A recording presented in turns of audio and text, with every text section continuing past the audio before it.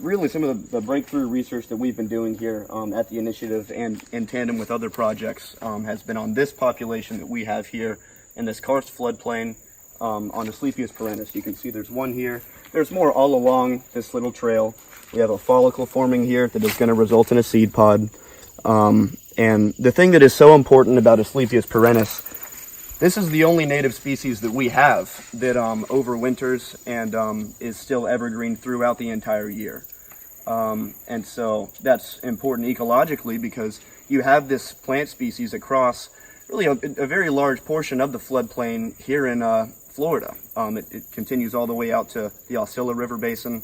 All of these karst floodplains, it's very unique geologically, ecologically. This whole area here, I mean, we're in a hardwood hammock, and to have Asclepias perennis blooming into the winter and then through that into the spring, continuing, what happens basically, and this was research that was done, again, right at this site.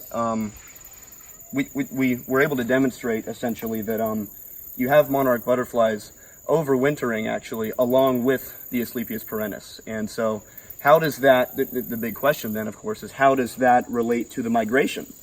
If you have a population that is non-migratory here in Florida, in the peninsula, that is relying solely on this species, how do we, what can we learn essentially about the relationship?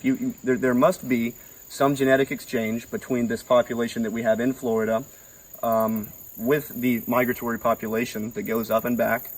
And so that's really the main reason that, it wasn't known before now, basically. And so having this knowledge now, we can move forward and learn a lot more about the biology of monarchs, about the migration, about how it interacts with this population.